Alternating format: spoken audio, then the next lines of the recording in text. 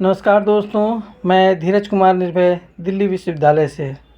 आज दुनिया के सबसे महानतम सम्राट प्रियदर्शी सम्राट अशोक की जयंती मनाई जा रही है। सम्राट अशोक महान। और यह हम सबों के लिए, खासकर भारतवासियों के लिए, खासकर उसमें भी मगध वासियों के लिए, बिहार वासियों के लिए गौरव का विषय है कि आज यह दिवस मनाया जा रहा है, लोग मना रहे हैं।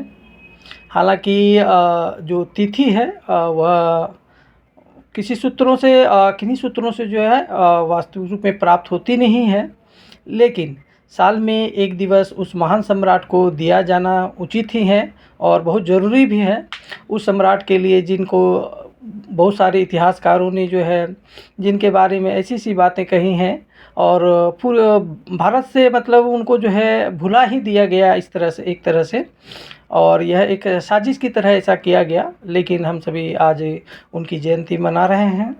सम्राट अशोक, चक्रवर्ती धम्मराज सम्राट अशोक की आज जयंती पूरे भारत के लोग मना रहे हैं। और वह इसलिए महत्वपूर्ण है भारत के ही इतिहास में नहीं, बल्कि संपूर्ण एशिया के इतिहास में वह सबसे महत्वपूर्ण शासक के रूप में है और एक मजबूत, शक्तिशाली, मानवता के अग्रगामी दूत की तरह है।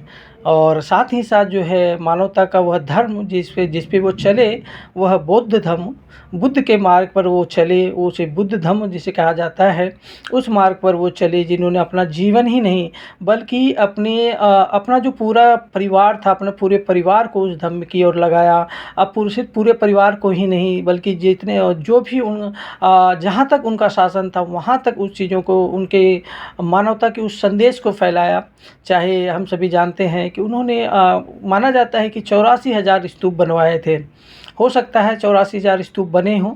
और आज जितने भी हमें अभिलेख प्राप्त होते हैं, सबसे प्राचीनतम अभिलेख जो भारत में प्राप्त होता है वह ब्राह्मी लिपि में प्राप्त होता है, अशोकन लिपि में प्राप्त होता है, जिसे धम्म लिपि कहा जाता है।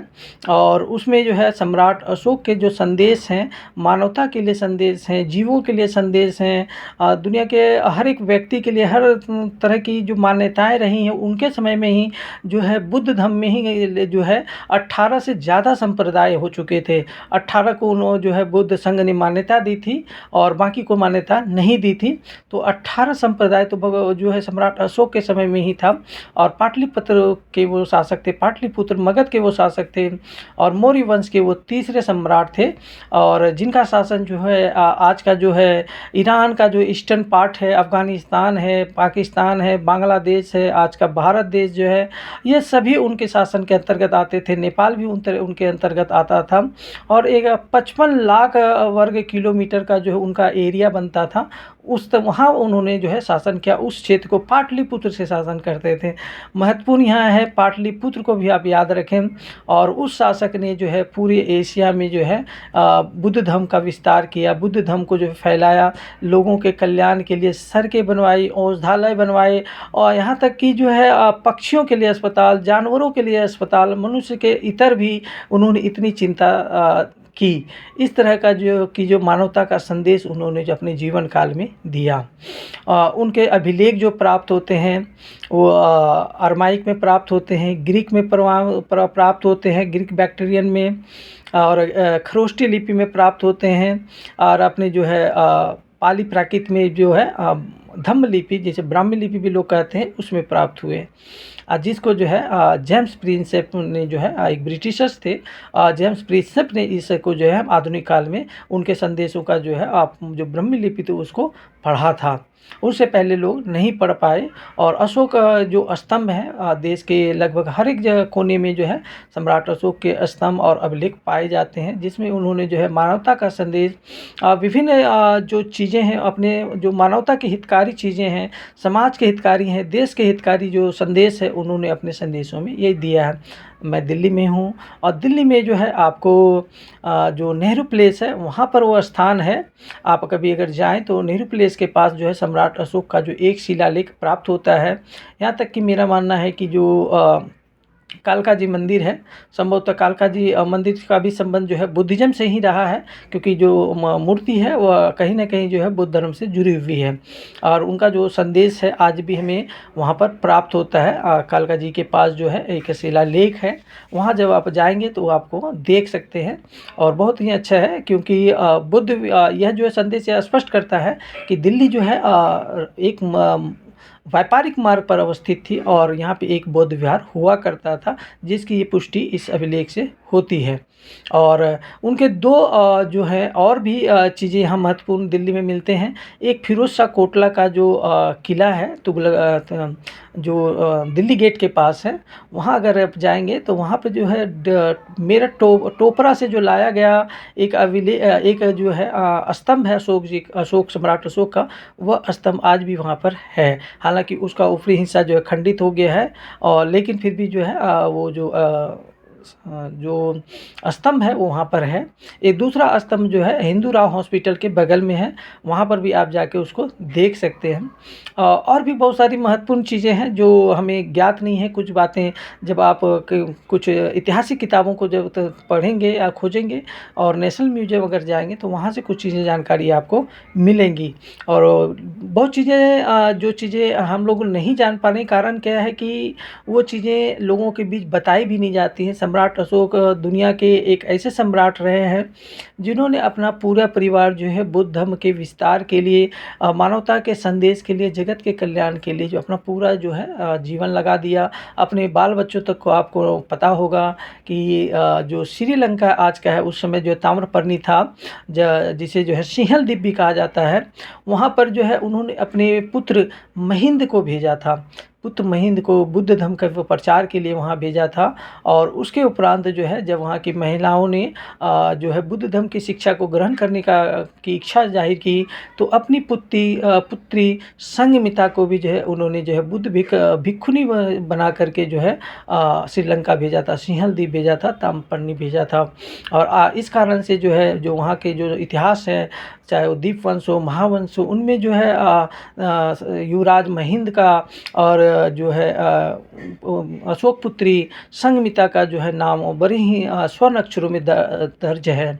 और श्रीलंका जो है एक बौद्ध देश है, आज भी है, पहले भी बौद्ध देश ही था और उसका इतिहास ही है। भारत भी हमेशा बौद्ध देश ही रहा है और बगल में जो हमारा म्यांमार है वो भी एक बौद्ध देश है, भूटान है वो बौद्ध देश है, नेपाल का भी इतिहास अगर ढूंढेंगे तो वो भी एक बौद्ध देश ही रहा है, बीच में जो भी रहा हो। लेकिन एक वास्तविकता यही रही है कि नेपाल भी बौद्ध देश ही था, क्योंकि वहाँ भगवान बुद्ध का जो जन्म हुआ था वो लुम्बिनी वो स्थान जो है आज के नेपाल में अवस्थित है। भगवान बुद्ध को जो ज्ञान प्राप्ति हुई वो बोध गया में हुई थी और हम सभी जानते हैं कि वह जो है पूरी दुनिया के जो बौद्ध लोग हैं उनका जो है एक केंद्र है, धार्मिक केंद्र है, वहाँ लोग आते हैं। साल में जो है करोड़ों लोग जो है पूरी दुनिया से जो है बिहार का भ्रमण करने आते हैं, नालंदा आते हैं, राजगीर आते हैं, वैशाली आते हैं और लुम्बिनी भी जाते हैं। बगल में उत्तर प्रदेश का कुशीनगर है जहाँ उनको परिनिर्वाण की प्राप्ति, वहाँ आते हैं। बगल में सारनाथ है जो काशी में है, बनारस में है, वहाँ भी जाते हैं। तो एक ऐसा सम्राट जिसने जो है अपना जीवन, अपना सब कुछ जो है, अपना राजपाट, हर चीज़ जो है मानवता के कल्याण के लिए लगाया, इसलिए जो है पूरी दुनिया में जो है उनको लोग जानते हैं, उनको मानते हैं। किसी भी देश का इतिहास आप देख लें, खासकर पूरे एशिया का इतिहास में जो है आपको कहीं ना कहीं अशोक सम्राट अशोक, प्रियदर्शी सम्राट अशोक के संदेश देखने को मिलेंगे, जानने को मिलेंगे। और ये भी एक महत्वपूर्ण चीज़ मैं बताना चाहूँगा कि सम्राट अशोक ने जो संदेश अपने अभिलेखों में लिखवाए या अपने जो स्तंभों में लिखवाए हैं, वो जो संदेश हैं उसमें अधिकांश संदेश जो भी संदेश वो लिखवाते थे उसमें जो है बुद्ध संघ की जो है सहमति होती थी। जिस इलाके में वह जो है अभिलेख लिखा जाता था, जो स्तंभ लगाया जाता था, तो वहाँ का जो संघ होता था, बुद्ध संघ होता था, वो उनको जो है अनुमति देता था, उस आधार पर वो लिखा जाता था। उस अनुमति के आधार पर ही जो है वो वहाँ पे जो है प्रकाशित किया जाता है, लोगों को वो संदेश वहाँ दिया जाता था, ताकि वहाँ उस इलाके के लोग उस लोगों लोगों का जो है कल्याण हो, धम्म के प्रति उनका जो है अनुशासन हो और बुद्ध धम्म जो है हमेशा के लिए चिरस्थायी हो। और यह एक बहुत ही महत्वपूर्ण चीज़ है जिनका इतिहास भारत से मिटा दिया गया। नालंदा के विध्वंस के बाद जो है हमें भारत में बहुत सारी ऐसी चीज़ें मिलती ही नहीं थी और ख़ासकर जो है बुद्ध धर्म की जो लिपि लोग पढ़ ही नहीं पा रहे थे, जिसे अंग्रेज़ों ने पढ़ा, जेम्स प्रिंसेप ने पढ़ा और उस व्यक्ति के पढ़ने के उपरांत ही जो है सभी लोग जान पाए कि इसमें क्या लिखा गया है। उसी लिपि के आधार पे जो है ये बाकी जो भी भाषाएं हैं, खासकर उत्तर भारत की जो भी भाषाएं हैं, चाहे वो अपने इधर की जो भाषाएं बंगाली भाषा हो, मैथिली भाषा हो या उसकी लिपियाँ हो, देवनागरी का लिपि, संस्कृत जो विकास हुआ है, संस्कृत भाषा का विकास हो या हिंदी भाषा का विकास हो, वो कहीं ना कहीं जो है पाली प्राकृत से ही उसका जो है उसका कोर है। और ब्राह्मी जो धम्म लिपि है, धम्म लिपि से ही जो है इसका विस्तार है और वही उसी लिपि के आधार से उपरांत जो है ये आज की जो हमारी देवनागरी लिपि है वो उसका जो डेवलपमेंट हुआ है, विकास हुआ, वहीं से हुई है। और हम सभी सम्राट अशोक के ऋणी हैं, क्योंकि हम उन्हें ऋणी क्या वो बताएं, क्योंकि वो तो हमारे पूर्वज हैं, इसलिए हम एक पूर्वज के तौर पे उनका सम्मान करें। भगवान बुद्ध भी हमारे पूर्वज रहे, हम उनका भी सम्मान करें। और चूँकि जो भारत के इतिहास से में जो सम्राट अशोक और बुद्ध को जो हटा दिया गया था, मिटा दिया गया था, वो जो है ना, जब अंग्रेज़ों के कालखंड में ही इन चीज़ों की खुदाई हुई और जब हेन सांग फाहियान की डायरियाँ पढ़ी गई, तब जाके जो है जो स्थान थे, महत्वपूर्ण स्थान थे बुद्ध धर्म के जुड़े हुए, जो महाविहार थे, विहार थे, उनका जो है खुदाई हुई। और ये हमें जो है जो तथ्यात्मक चीज़ें हैं, जो पुरातात्विक साक्ष्य है, वो सारी चीज़ें हमें प्राप्त हुई। और मौर्य शासकों ने, गुप्त शासकों ने, वर्धन शासकों ने, पाल शासकों ने ले करके जो है बुद्ध धर्म का विस्तार किया। कनिष्क, कुषाण शासकों ने भी जो है बुद्ध धर्म का विस्तार किया। और आज उन्हीं के कारणों से जो है सम्राट अशोक के कारणों से ही, कुषाण शासकों के कारणों से ही, पाल शासकों के कारणों से ही आज भी जो है वो बुद्ध धर्म जो है हम लोगों के बीच उपलब्ध है। और आज हम उनके बारे में जानते हैं और अपने पूर्वजों को जो है याद करते हैं। और सम्राट अशोक महान को, दुनिया के उस महान सम्राट को, जिन्होंने अपना पूरा जीवन, जिन्होंने अपने पूरा परिवार, जिन्होंने अपने पूरा राजपाट जो है धर्म के लिए, मानवता के कल्याण के लिए, भगवान बुद्ध के लिए और जगत के कल्याण के लिए लगाया, उस महान सम्राट को याद करें, उन्होंने उनके प्रति अपना जो श्रद्धांजलि दें, उनको नमन करें। ऐसे सम्राट जिनका ना जो है नाम मिटाने वाले क्या मिटाएंगे, जब तक सूरज चांद रहेगा तब तक सम्राट अशोक जो है, प्रियदर्शी सम्राट अशोक का नाम रहेगा। भगवान बुद्ध के उस महान जो है महान जो व्यक्तित्व, जिन्होंने जो भगवान बुद्ध के प्रति जो इतनी श्रद्धा व्यक्त की, हर व्यक्ति का जो है अपने पूर्वज के प्रति श्रद्धा होती है, उसी प्रकार जो है सम्राट अशोक रहे। हमें उन्हें याद करना है और उनके जो बताए हुए मार्ग, उनकी जो शिक्षाएं हैं आज भी हमारे पास उपलब्ध है, हम उनको सीखें, उनको जानें और मानवता के पथ पर हम सब आगे बढ़ें। किसी प्रकार का विभेद हो उस चीज़ को ख़त्म करें और देश के कल्याण के लिए, जगत के कल्याण के लिए, मानवता के कल्याण के लिए हम सबों को आगे आना चाहिए। उनके जीवन से हमें यही सीख मिलती है। भले वो बहुत बड़े सम्राट थे, लेकिन फिर भी उन्होंने जो अपने बाल बच्चों को भी जो है बुद्ध धर्म के उसके विस्तार के लिए, मानवता के कल्याण के लिए सब को लगा दिया। यह एक इस प्रकार का त्याग था, जिस प्रकार का त्याग की जो अपेक्षा करना बहुत ही दुर्लभ है कि कोई सम्राट ऐसा कर सकता है।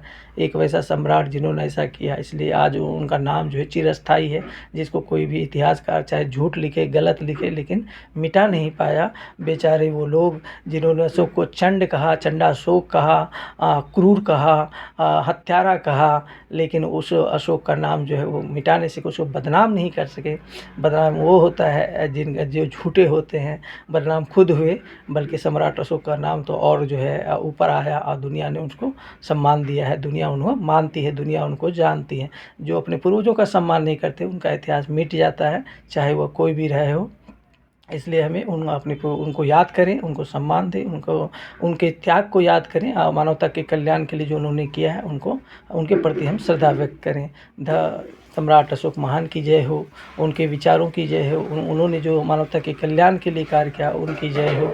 जब तक सूरज चांद रहेगा, सम्राट अशोक, प्रियदर्शी सम्राट अशोक का नाम रहेगा। धन्यवाद। धीरज कुमार निर्भय, दिल्ली विश्वविद्यालय से। धन्यवाद।